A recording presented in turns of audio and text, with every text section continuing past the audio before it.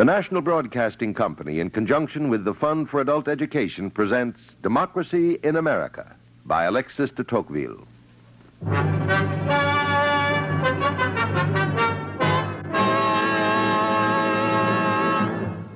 In Europe, Christianity has been intimately united to the powers of the earth.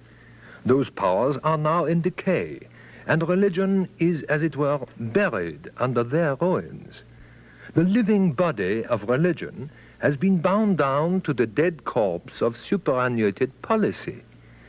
But the Americans combine the notions of Christianity and of liberty so intimately in their minds that it is impossible to make them conceive the one without the other. Despotism may govern without faith, but liberty cannot. For what can be done with the people who are their own masters if they are not submissive to the deity?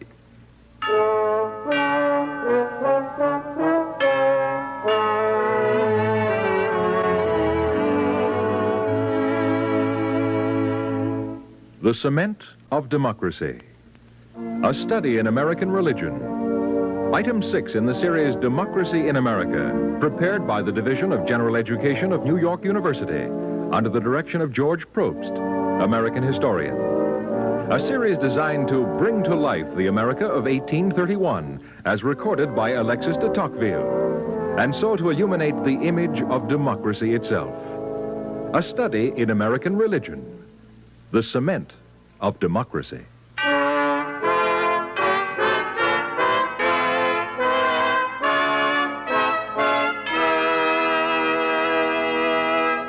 It must never be forgotten that religion gave birth to Anglo-American society. In the United States in 1831, religion has, as it were, laid down its own limits.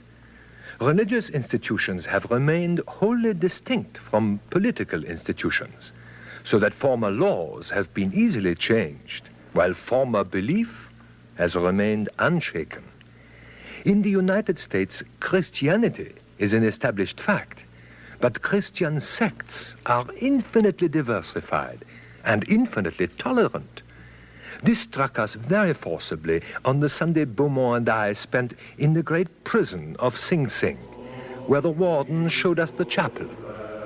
I guess we're a little late for the sermon. Looks as if the preacher's just delivered it. What sect is the preacher? No, I don't rightly know just who was up this Sunday. There was some talk of a Presbyterian, but maybe it was one of the Methodists. Tell you this, though. We have trouble getting good chaplains out here at the prison. Why is that? Don't pay enough, I guess. Even the preacher's got to live, you know. Do all the Methodists go to church one Sunday and all the Presbyterians the next and so on? No. All the men go every Sunday. We just let each of the preachers talk to them in turn. It all works out very well, just so long as they stick to general morality and don't go pushing dogmas too far. But this is astounding. Beaumont, do you hear what this gentleman is telling us? What is he telling us? That it makes no difference what sect the minister represents. So long as he gives them general Christian morality. To criminals, then, there is no one church that is the true faith. And you'll find the same outside the walls. As far as religion goes, you'll find a lot of toleration over here. A lot of toleration. Well, Tocqueville, I should very much like to know how a lively and sincere faith can get on with such a perfect toleration. How can one have equal respect for religions whose dogmas differ? What real influence on the moral conduct of these Americans can be exercised by this religious spirit whose outward manifestations are so noticeable? Well, the extreme religious tolerance is due to the very multiplicity of sects. If there were only two, they might cut each other's throats. But no sect having the majority, all have need of tolerance. But might it not be that this outward show of religion has more breadth in it than depth? Might not all these sects compete with one another in the minute observance of their cults and of the moral principles which religion commands? Might they not compete, Tocqueville? I should think they sometimes do. Oh, then, perhaps some of the religious zeal is due to conceit and emulation rather than to conviction of the truth. No, that I do not believe. Frankly, I consider the United States one of the most religious countries that I have ever encountered. Consider how zealously they observe their Sunday. In the United States, on the 7th day of every week, the trading and working life of the nation seems suspended. All noises cease. A deep tranquility succeeds the turmoil of the week. On this day, the centers of trade are deserted. Every member of the community, accompanied by his children, goes to church, where he listens to a strange language which would seem unsuited to his ear. He is told of the countless evils caused by pride and covetousness.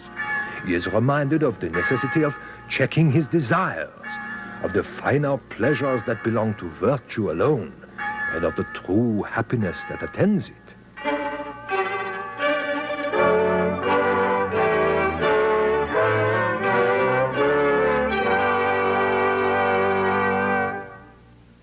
How silent New York is. How empty.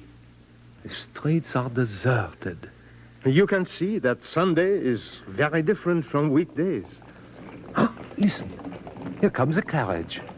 You can hear it. There it goes across the square. No, it's being stopped. How very odd.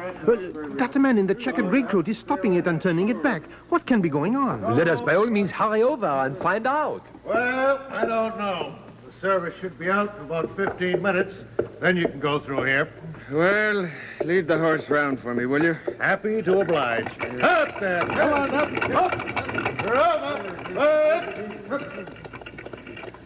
Morning to you, gentlemen. Good morning, sir. Might I inquire why you are turning back carriages? You gentlemen from foreign parts? We are from France. Ah, well, that accounts for it. What I'm doing here, gentlemen, is protecting the worshippers in that church over there from being disturbed by passing carriages. It's my turn to do this for the church this Sunday. How unusual. You're wrong there. In some neighborhoods, it's quite the regular thing to ask people not to drive past during divine service. Why, the religious severity of Philadelphia is so great that they put up chains across the streets on a Sunday to prevent horses and carriages from passing. And in Massachusetts, they used to put you in jail for traveling on a Sunday. New York, too. We have only been here a few weeks, but we have noticed that your people invariably make a point of attending some church service. No, you don't have that straight. Go down and take a look at the Hoboken ferries. Every single Sunday, you'll find 10,000 people going over to the country for a breath of fresh air and a sight of green fields.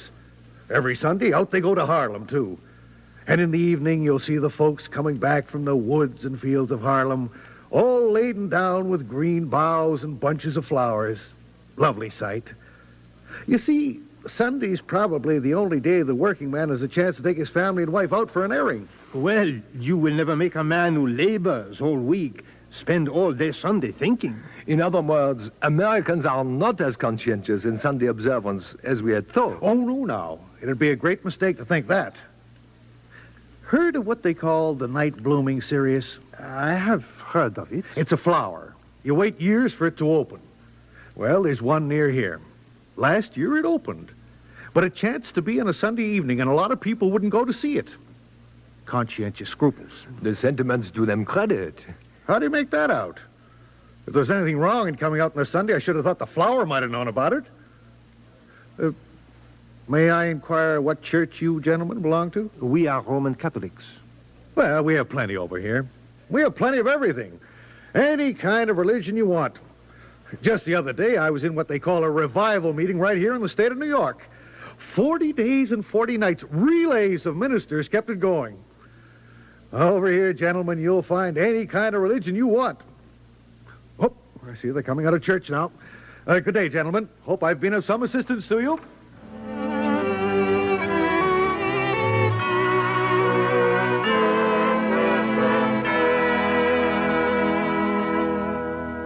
To be well received in society, it is indispensably necessary to declare that you belong to some one of the regular sects. Now, the Methodists are considered as the most pious, the Presbyterians as the most powerful, the Episcopalians and the Catholics as the most genteel, the Universalists the most liberal, the Swedenborgians the most musical, the Unitarians the most enlightened, The Quakers the most amiable, the dancing Shakers the most amusing, and the Jews the most interesting. I know a respectable family where one is a Methodist, one a Presbyterian, and a third a Universalist.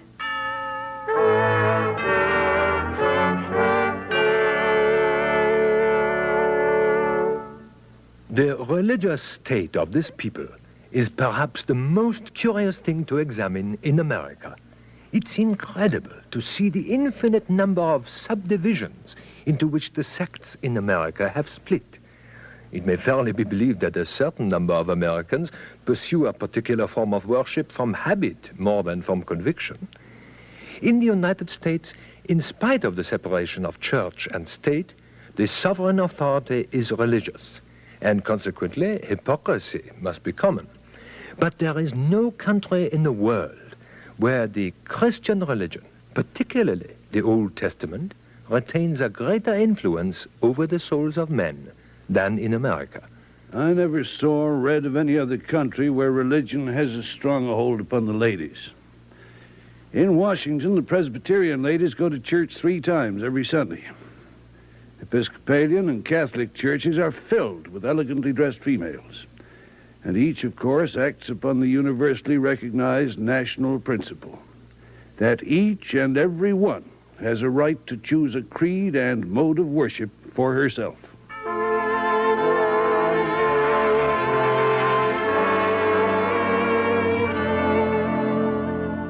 The religious and anti-religious instincts which can exist in man are developing here in perfect liberty. Now, we often remarked that the American clergy, in general, not even excepting those who do not admit religious liberty, are all in favor of civil freedom.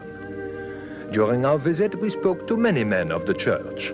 Father Richard, for example, in the frontier territory of Michigan, was perhaps not used to interested inquiry. It is very good of you, Father Richard, to tell us about your work. I am only glad that you are interested. I am so used to indifference. Indifference, Father? But the people of Detroit sent you to Congress to represent the Michigan Territory. But not the Catholics, the Protestants. How could they have elected a Catholic priest if they were not indifferent to religion?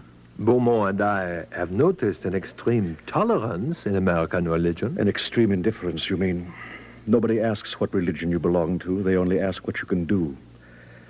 And after all, we know where all this leads. For the life of me, Father, I don't see where. To deism, to natural religion, religious rationalism, skeptical of revelation and contemptuous of dogma. That is one alternative.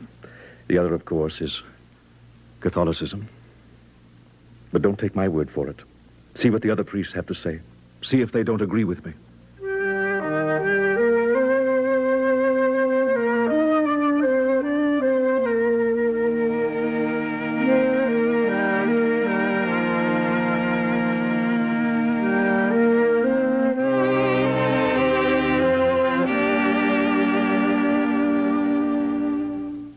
It is very good of you, Father Power, to receive us with such cordiality.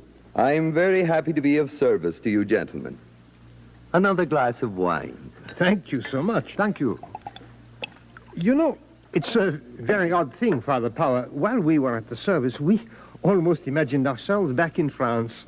Tocqueville here, in fact, spoke to one of his neighbors in French, and I think very much surprised him. But when you came to preach your admirable sermon, we knew at once that we were in America and not in France. And not only because you were speaking in English. What did I say that seemed to you so remarkably American? It was not what you said, perhaps so much as what you did not say. You seem to have no prejudice whatsoever against Republican institutions. Certainly not. Do you think the support of the civil power is useful to religion? On the contrary, I am profoundly convinced that it is harmful.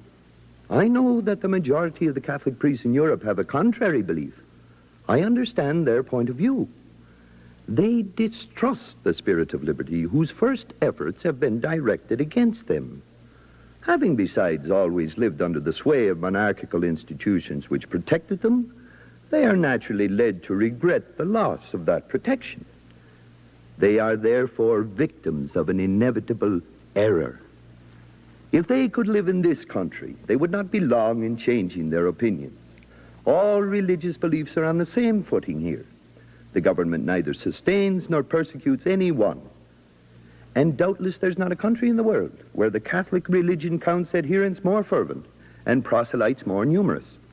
I repeat, the less religion and its ministers are mixed with civil government, the less part they will take in political dissensions, and the more power religious ideas will gain. In France, the church has, of course, been in opposition to republicanism. Aha, over here there's such a thing as the separation of church and state.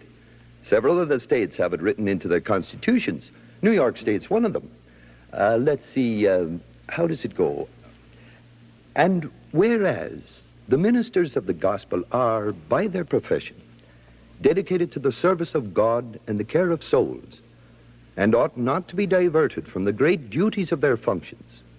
Therefore, no minister of the gospel or priest of any denomination whatsoever shall at any time hereafter, under any pretense or description whatsoever, be eligible to or capable of holding any civil or military office or place within the state. Oh. And in case, gentlemen, you're thinking that the church is weakened by this kind of provision, let me tell you unhesitatingly, and the Protestant ministers will say the same, that the reason why religion is as dominant as it is in the life of this country is precisely because of this separation of church and state. You really feel that, Father Power? I am absolutely convinced of it. Absolutely. There is, of course, no established religion in America. Not in the sense that you mean, that is correct. But I should say myself that very often men seem to act as if the worship of opinion was the established religion of the country. Not the worship of wealth? Oh, wealth, yes. The old country estimation of wealth has stayed with us, though I hope and trust it's somewhat diminished. I'll admit that every man works for it in America, and not quite every man does so in the old countries. All the same, it doesn't seem to me that wealth is quite as important as an idol, a snare, a deception, as this other thing. The worship of public opinion is the leading heresy around here, in my humble opinion. You seem very tolerant in your views, Father Power. Is this true of all American Catholics? It's true of most of them, I should say. We're now the largest single communion in New York, but we're still in a minority.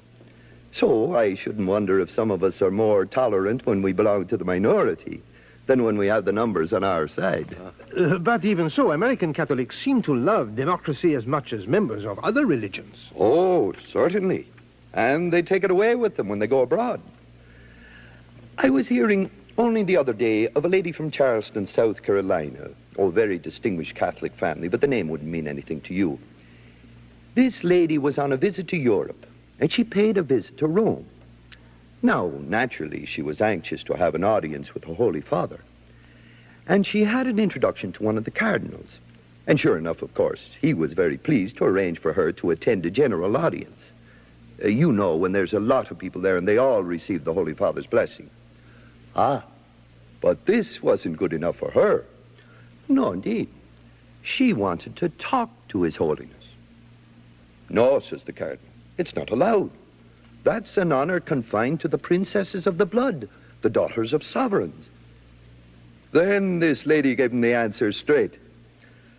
But, sir, she says, I am a princess of the blood and the daughter of a sovereign.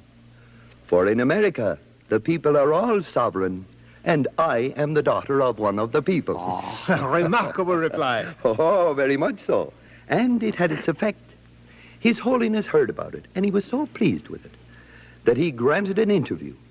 And that American lady was admitted to an honor to which no lady of private station had ever before aspired. Now, there's an American Catholic for you. And if you want to know what an American Protestant is like, I'll give you an introduction to one of the Episcopalian ministers here, a friend of mine, the Reverend Dr. Wainwright.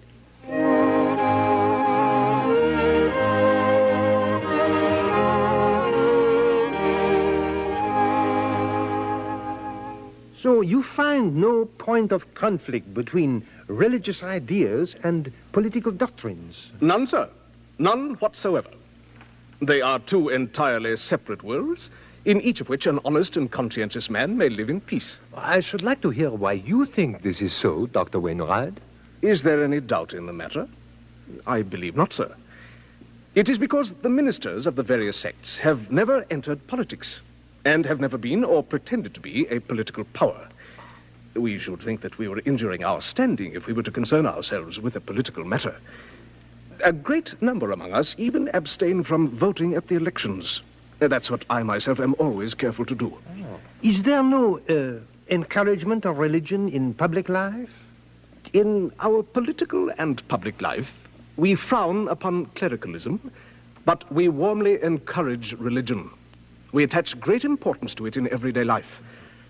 Have you seen yesterday's paper, the New York Spectator? I believe not. I have it by me. I'll find you a paragraph which will impress you. Read it for yourself. There.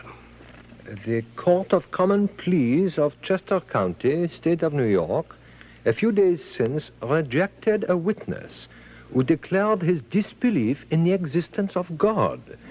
The presiding judge remarked that he had not before been aware that there was a man living who did not believe in the existence of God, and that disbelief constituted the basis of all testimony in a court of justice, and that he knew of no case in a Christian country where a witness had been permitted to testify without such belief.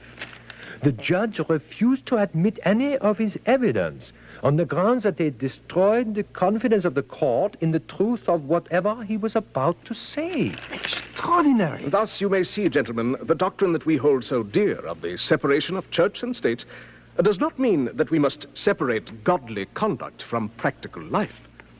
On the contrary, it means, if anything, that we Americans judge all our actions, public and private, from the point of view of religious morality. That we have always done so, and that I trust we shall always continue to do so. And others would tell you the same.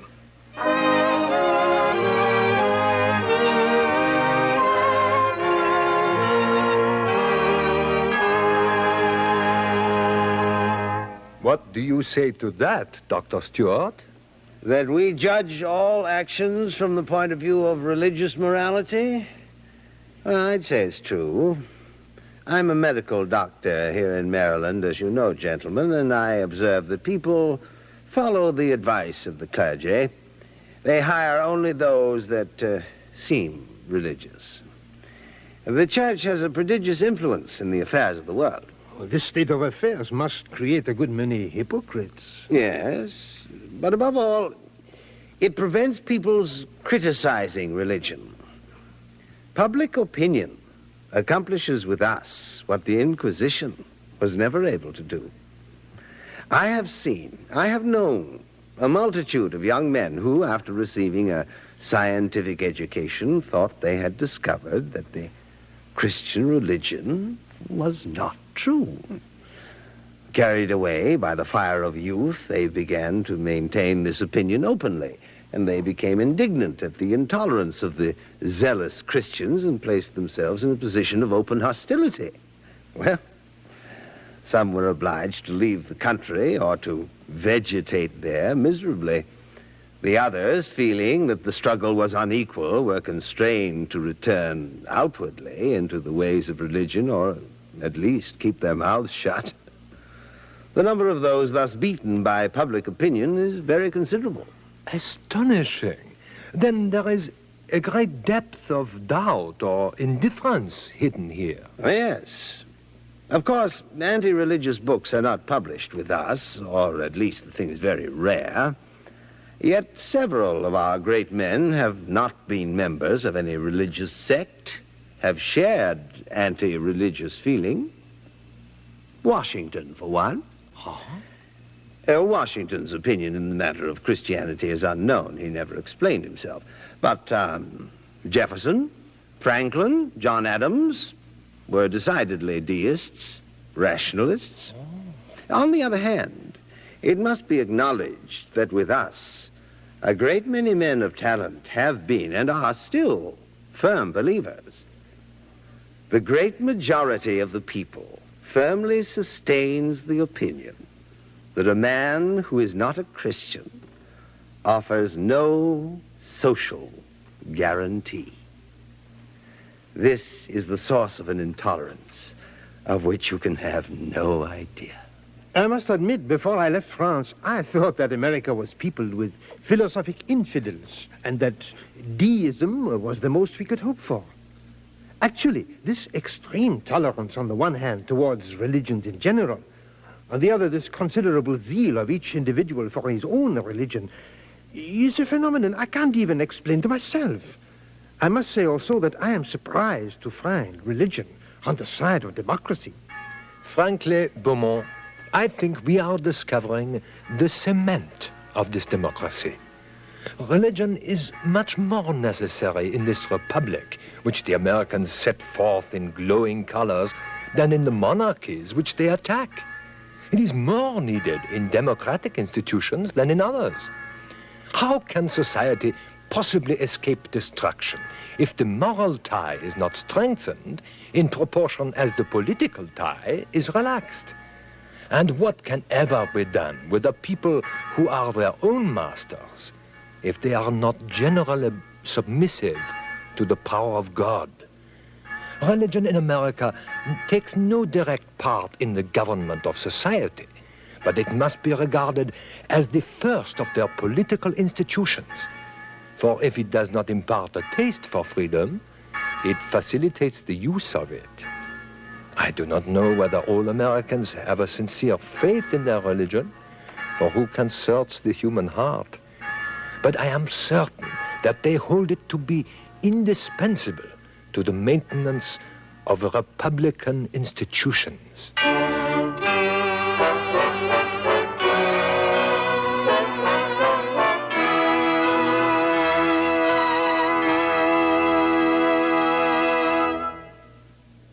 You have just heard The Cement of Democracy, a study in American religion, Item 6, in a series based on Alexis de Tocqueville's Democracy in America.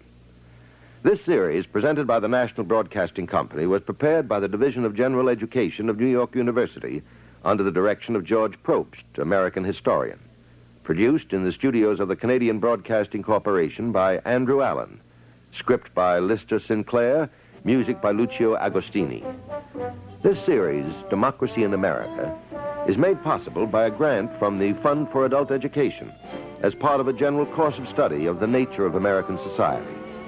Teachers of American history and American civilization and adult education leaders may be interested in using these dramatizations and other materials, which are available for study and discussion at a reasonable charge. For information, write to American Foundation for Continuing Education, Post Office Box 749, Chicago 90, Illinois.